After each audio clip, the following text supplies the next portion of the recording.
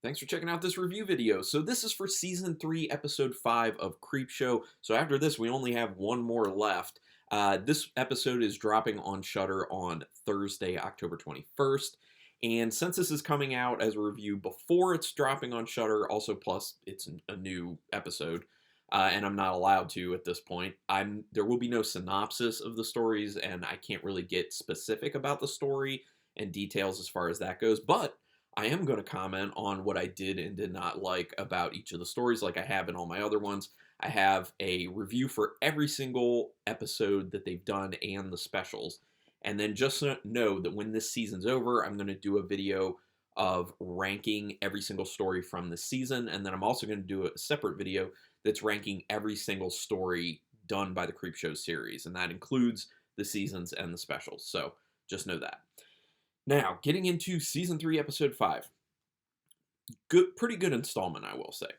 So the creep shows up between stories, just know that. We haven't really been getting a ton of the creep in this season, but just know that he briefly shows up in between the first and second story, and that is it.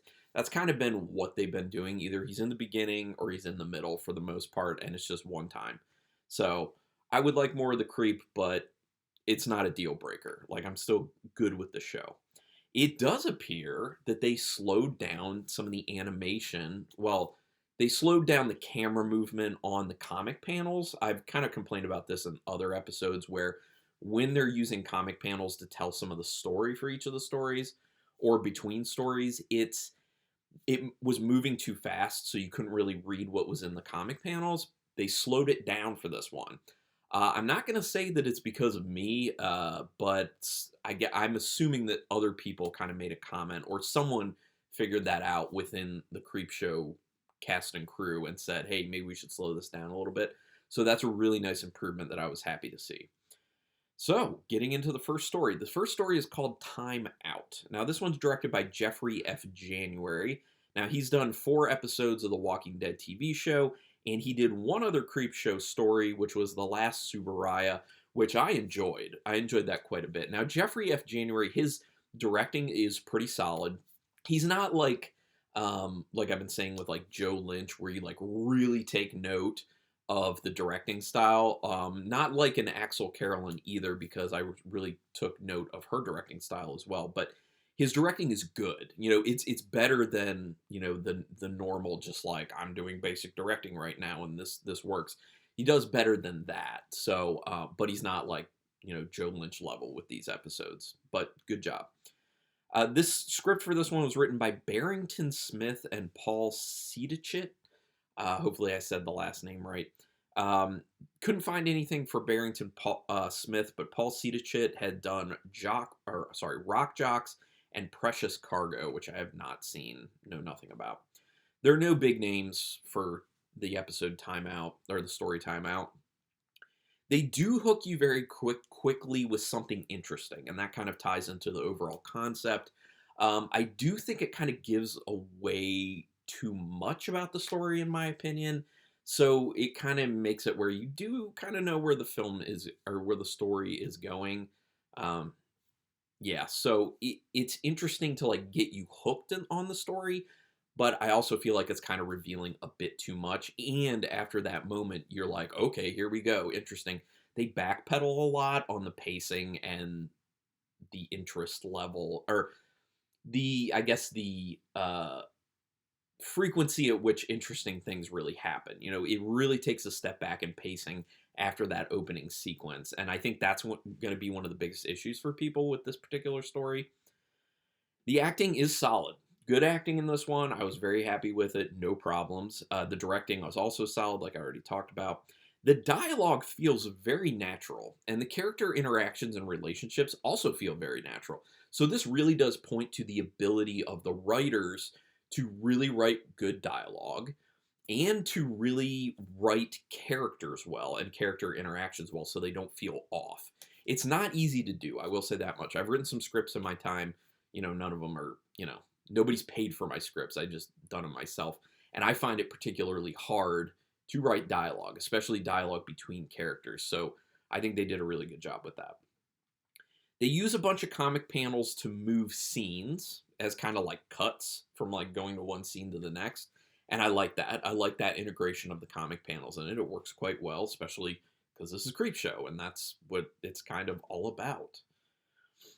This one plays to issues pretty much everyone experiences in their life. So for that reason, it is very relatable. It was very relatable for me, I will say. And like I'm saying, I feel like most people are going to be able to relate at what they're getting at in this one. So yeah, it works to a degree. But there are some things I'll talk about in a second. I have a feeling people are going to find this one boring. I think a lot of people are going to tell me in the comments, well, maybe not a lot, but some people will tell me in the comments that they found this one boring, not very interesting, and I get that. The pacing is pretty off. And it's pretty easy also to see where the story is going. Like I said, there's kind of something in the beginning that I feel like tips its hand too much, way too much as far as the story goes.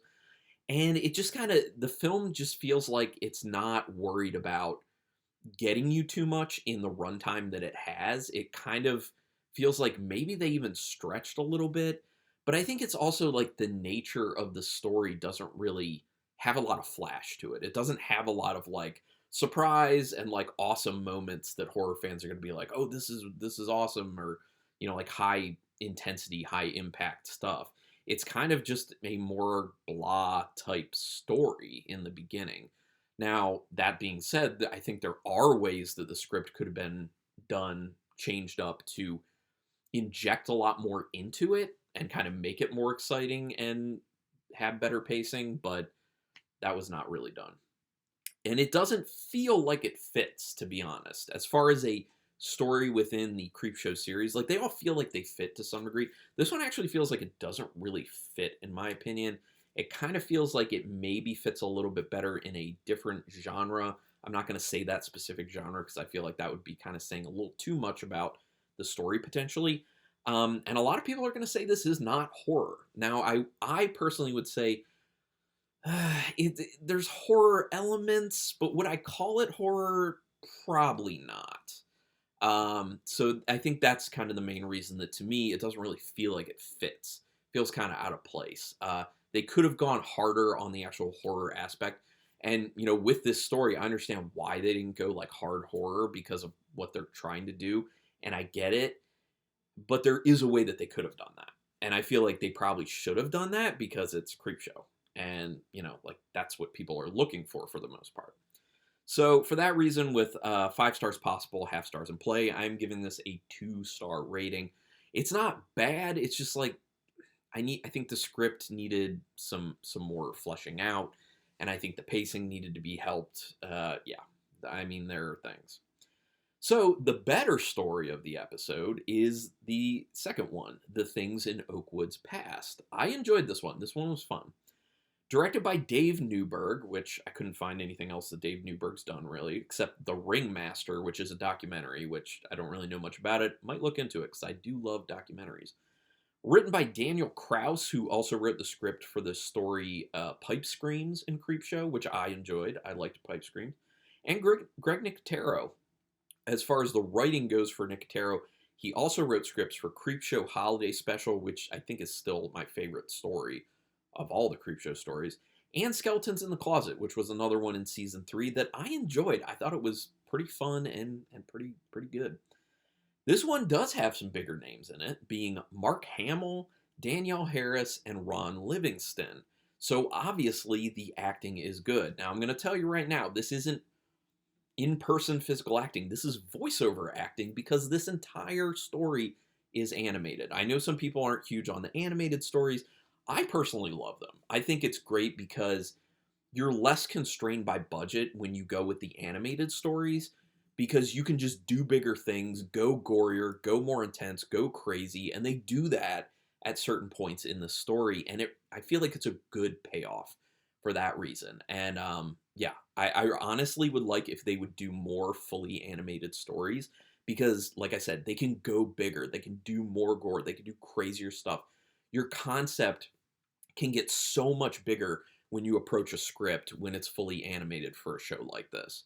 So I would like to see more of that. So it is fully animated, like I said, and for that reason, and I think maybe like a time constraint situation, maybe the animation changes a little bit. Like it For aspects of the animation that are going to be moving, they simplify the animation. For things that aren't, like the settings, things behind characters and everything, it's more detailed. Now, there are some other shots where things aren't moving and they're much more important to the story and they put more detail into it, but it's very inconsistent with detailed versus not detailed.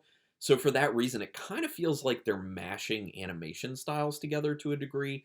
And I'm okay with it. It did feel a little weird from time to time. I'm okay with it, but some people, it might really bother them. Hopefully it doesn't, though. But the other thing is, because of the simplistic animation style with characters, the movements are weird at times. Sometimes the movements feel fine and pretty natural, but sometimes the movements you're like, that's really off and odd.